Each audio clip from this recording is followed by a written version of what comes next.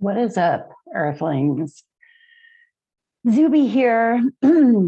If you are interested in a personal reading, my information is down below. So this full moon, I can feel it. I'm going to go through the logistics really quick. I think there are some people who are kind of interested in that, but we have the moon in Sagittarius. No, the moon in Gemini, the sun in Sagittarius. That's why it's a full moon. They're directly across from one another. It will be exact at 10:35 p.m. on Saturday. It is ruled by Mercury because it is in Gemini, and Mercury is the ruler of Gemini, and Mercury is in Capricorn right now. And it will be in a square to Chiron. We have Saturn squaring Uranus.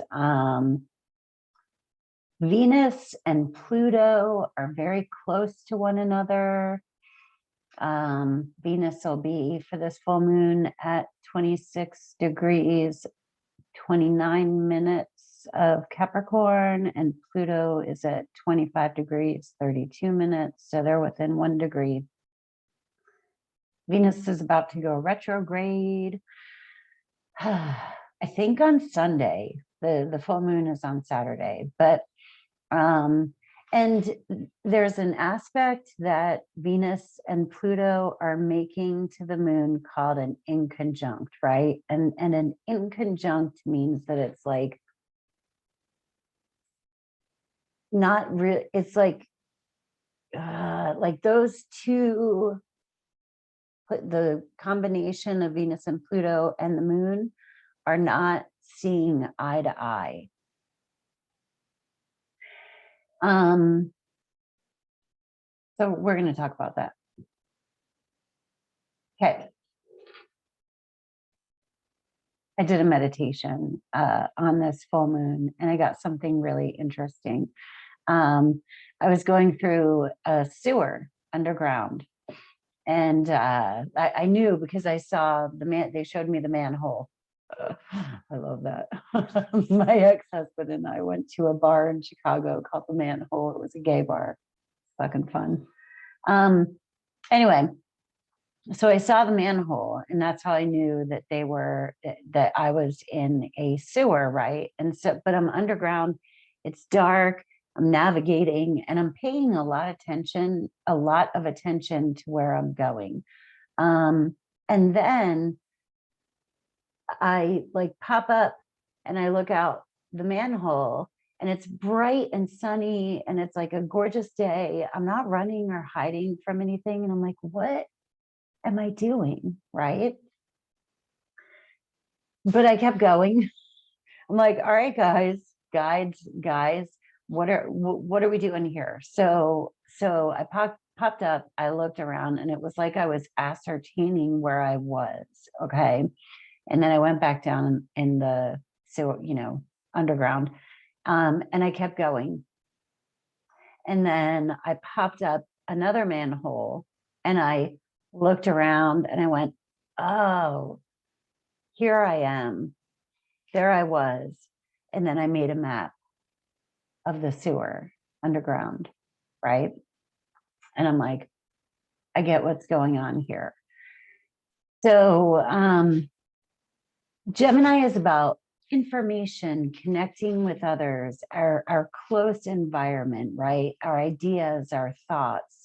That's kind of what's going on with the moon there. The sun is in Sagittarius. Sagittarius is further out things. So it's like long distance travel, where Gemini, the area is more, what's close by, who can I connect with closely? Sagittarius is further away. Our beliefs, like, we have our thoughts in our head, and that kind of comes together to create our beliefs. Mercury is in Capricorn. So with Venus and Pluto doing all this work, with the structures in our lives, right? Our work, our money, and stuff like that. Also, because it's Venus, that would be like our relationships are involved, but basically, how is our life structured?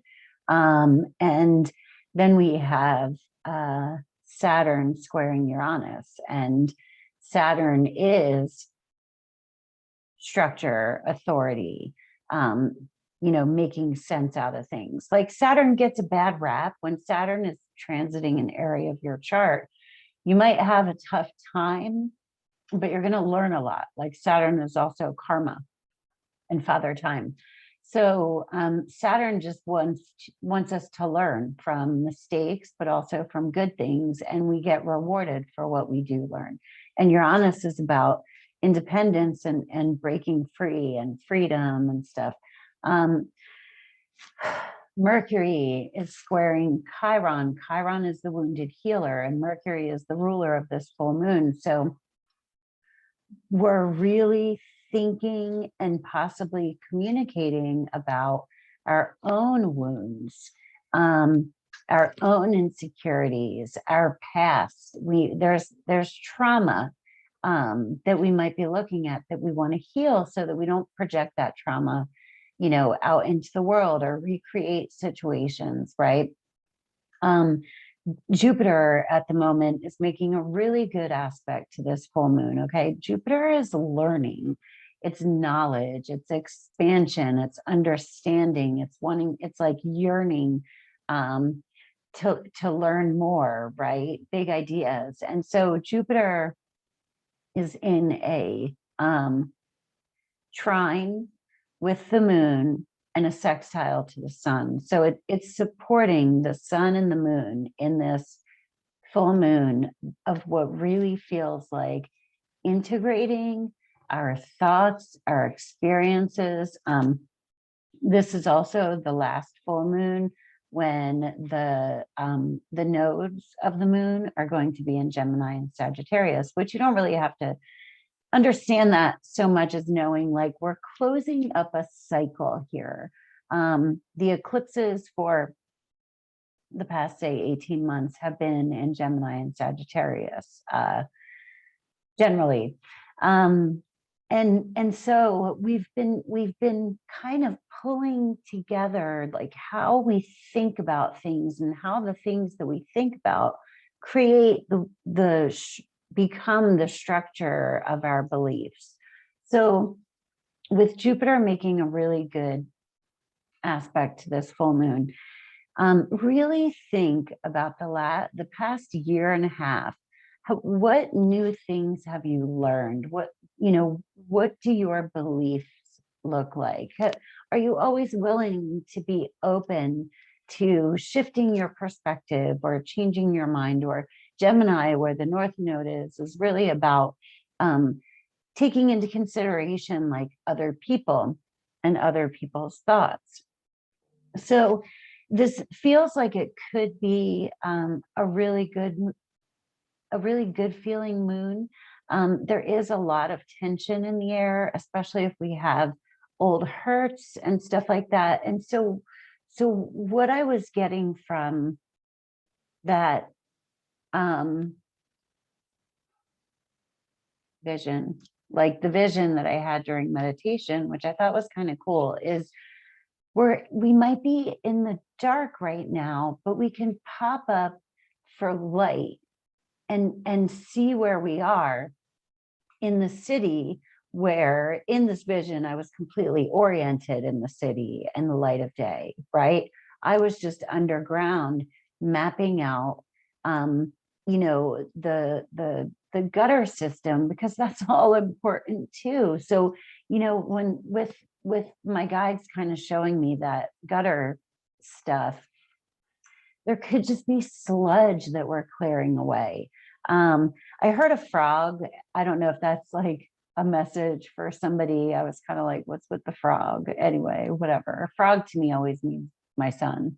But I mean, my birth son, not the planet sun. But anyway, it made me smile. But I heard like a frog ribbit. And I, one of the things I noticed when I wasn't quite certain where I was, and I was in the dark, it's like I had a flashlight. I could see, and I wasn't in distress that I was there. I was, and now I realized that I was doing work. I was just making a map of the underground systems and the things that are in the dark and making connections, but by what I could see from the light of day. And anyway, I thought that was a really cool vision, to be honest. Um, but this full moon is going to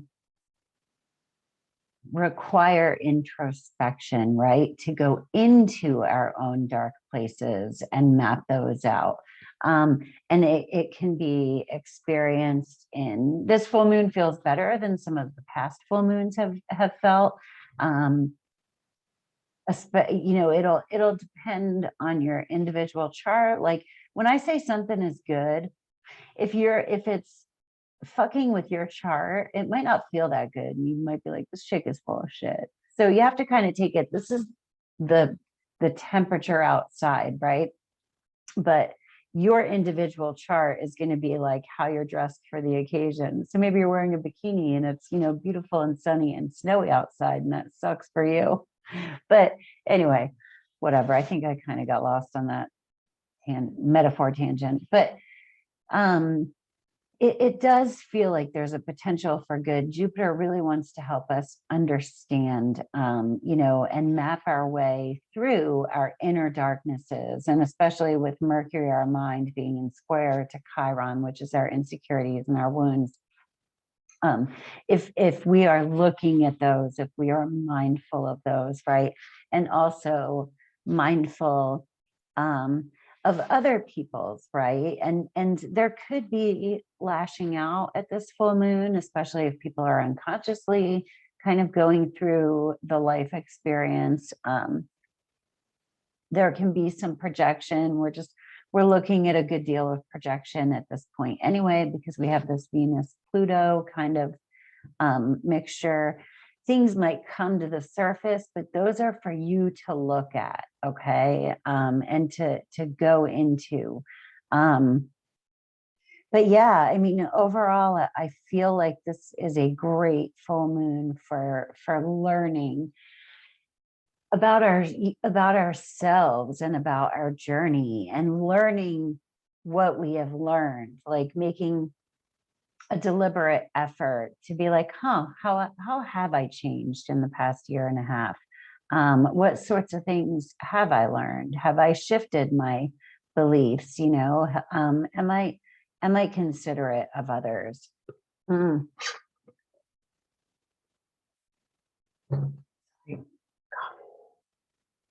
gonna pull cards.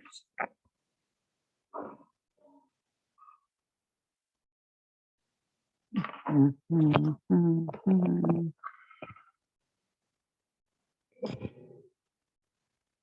doing my bitch deck. We're gonna see what they say.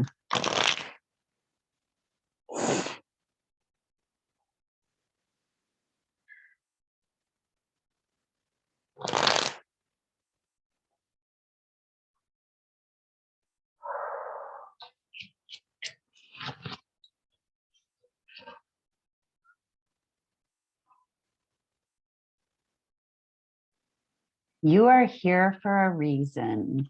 Don't fuck it up. You are loved.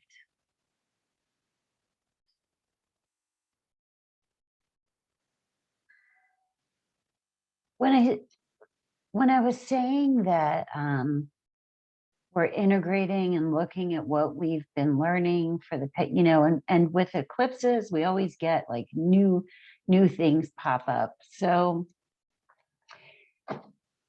acknowledge how far you've come, right? Know that you're loved. And I was telling somebody the other day, I was like, when I'm in a situation that I don't like, or when I'm in doing something that's uncomfortable for me, I imagine that I chose that experience for a reason, because I was going to learn from it or something like that. And I said something, after I wrote it, I was writing, but after I wrote it, I was like, God, I love that. I am my own favorite subject. Like, I love studying me. This has been something that I've been doing since I got sober, is really enjoying me as the object of my learning. And that's what this card just made me think of. We might be in the dark, but we can pop up and get our bearings of where we are. In fact, that's the whole fucking purpose of it. So like, while we are in the dark, let's learn from that. Let's create a map. If this applies to you at all, like keep a journal, or even communicate with someone that you can trust, to not like try to steer your conversation one way or the other, but for you to just learn about you and take a real interest in you. Be your own best friend and study yourself. Let me do. I won't.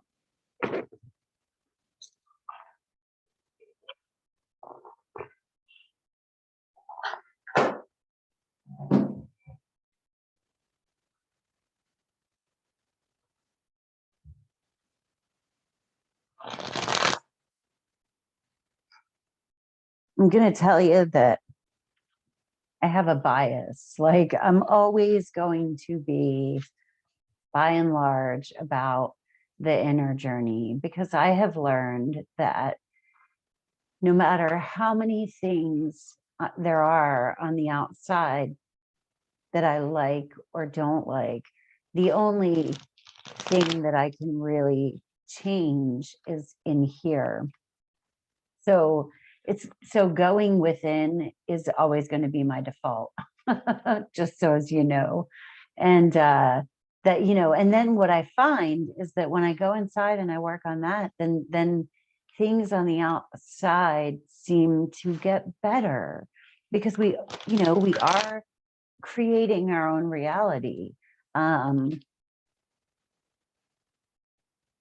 just a God damn. You guys are amazing. Fucking high priestess. She is about going within. That's what I just said. Go within. That's the feminine principle. It's like intuition, feeling it out, being in the womb, being inside, being in that creative space, not being afraid to go into your own darkness, right? Fucking funny.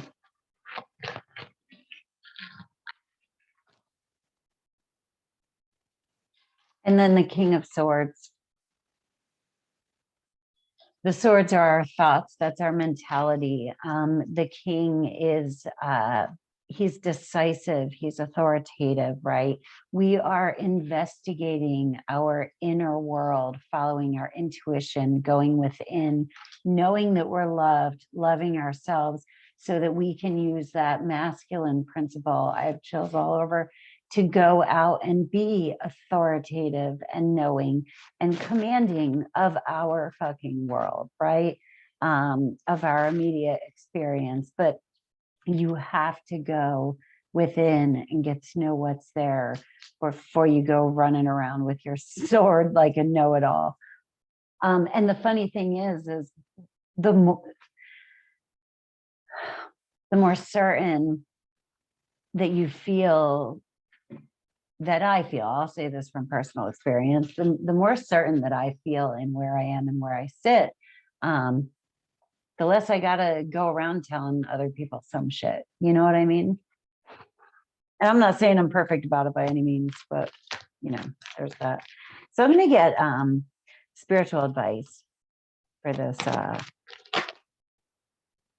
Eight of Cups.